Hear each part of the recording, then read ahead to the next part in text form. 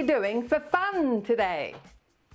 It's a great idea to have something fun to do every single day. It might be as simple as just chatting to a friend. I'm Carol O'Halloran and welcome to Over 50 So What? How ready are you for a fire breaking out at home? We discuss a home fire escape plan with Fire Rescue Victoria. Don't miss it. It could save a life, even yours. Get active with the 5-minute fitness, and then we're going to have a quick chat to members of the men's shed and some over 50s playing snooker just for fun.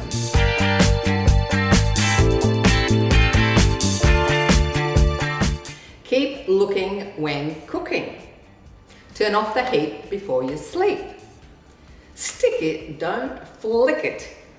These are important slogans from Fire Rescue Victoria to keep us all safe, fire safe at home. And today we're at the Fire Services Museum Victoria and we're speaking with Darren McQuade. Hi Darren, welcome to Over 50 So What? Great to have you on the show. Thank you. A very, very important topic. We're heading into another big summer, it's saying, and El Nino or something's coming up. But today we're not talking about bushfires, we're talking about fire safety at home, because that is a big issue as well. Can you give us the 4 basic safety tips for being fire safe at home? Fire safety in the home is really important. Unfortunately, we see too many preventable fire fatalities each year from house fires. So the top 4 things to remember for fire safety in the home would be to ensure that you've got working smoke alarms. It's probably the number 1 message that we would ask people to check their smoke alarms, make sure they're working.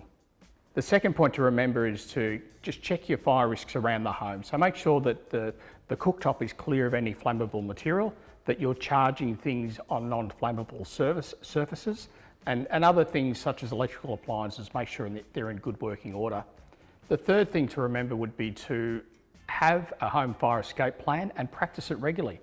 A home fire escape plan is a simple document that shows you the 2 ways out of each room of your home, where your meeting point is. Typically it's the letterbox, and that should be practiced with all family members so that if a fire does start, everyone knows what to do. When people don't know what to do, that's when they start to panic. So we ensure that, we like to ensure that people know what to do where there's a fire. And the 4th thing to do is, if there is a fire, is to get out and stay out. Call 000.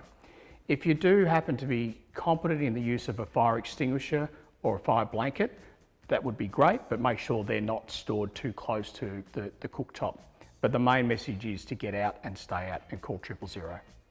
Yes, great to have those tips, get out and stay out. What happens if you can't get out of the house?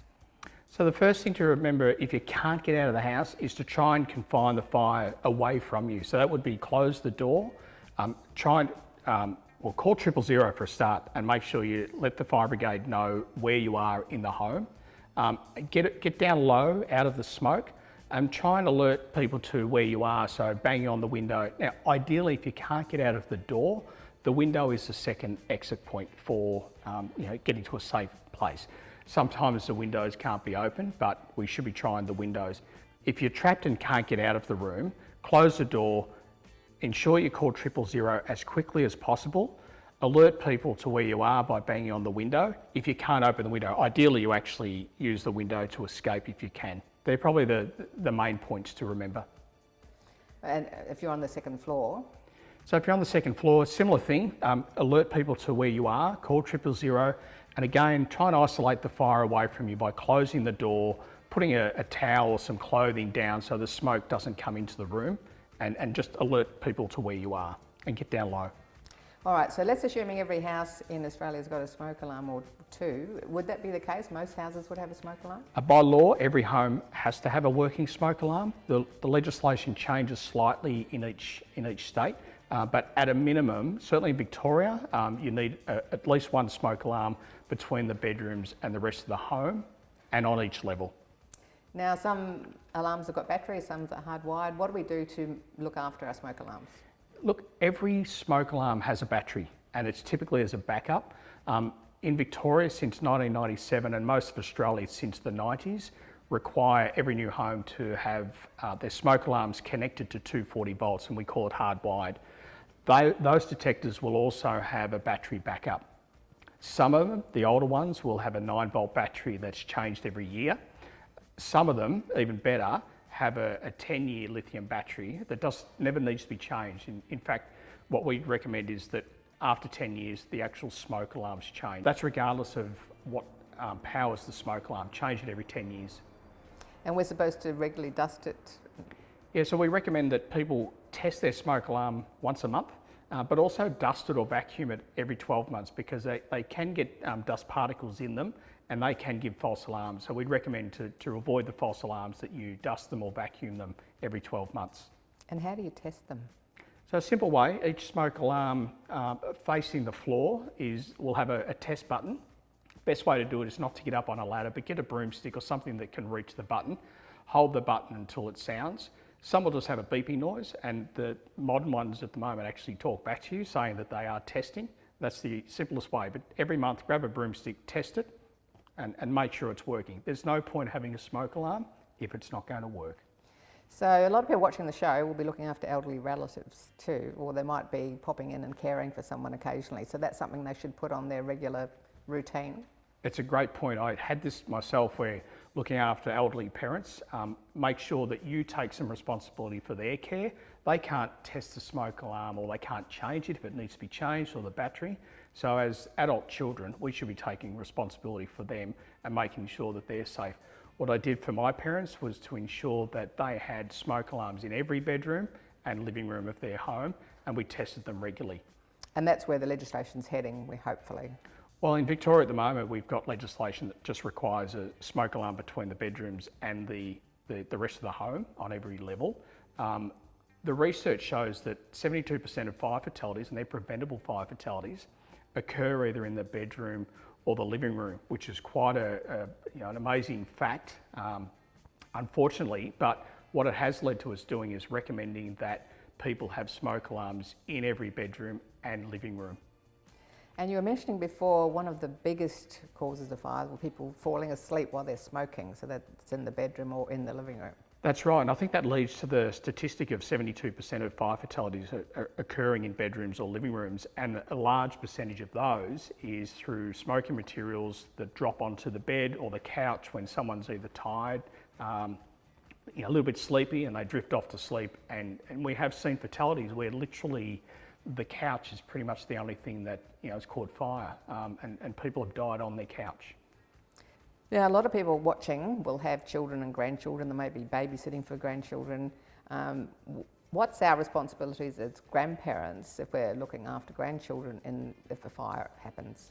Well, I think as any person looking after children who often can't make good decisions for their own safety, we've got to take that responsibility. So whether you're the parent or the grandparent, and what I try and do is make it fun. So help your grandchildren understand. So develop a home escape plan with the children. So sit down and draw a plan of the house and the exits of the house and practice that. Get the children to get down low and go out to the exit. Get them to test the smoke alarm. And I think by probably even making the children kind of responsible for smoke alarm testing, so that each time they come, they ask you as the grandparent, have you checked the smoke alarm? So get them involved and make it a bit of fun. But things such as keeping pot handles turned in so they don't get scalds, it's things like removing matches or lighters or anything that they could get hold of, because children do experiment and play at times, and we just need to make them safe. So think of, walk around your home and put yourself in the child's shoes for a moment and think about what are the things that might be risky and try and remove those things. So some of the key points we've talked about today is make sure you've got a working smoke alarm. One of the biggest areas is the bedroom and the living room. Be especially vigilant if you're smoking, and test your alarms regularly. And if you hear the alarm, get out and stay out. Get down low and go. And call 000. And call 000. That's it. Fire. That's it. Okay. Thanks a lot, Darren. You're welcome.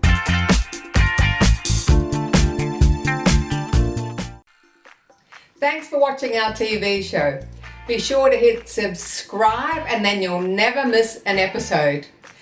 Jump on Facebook, join our group, get in on the fun, fitness wellness and inspiration. I'm Carol, over 50, so what?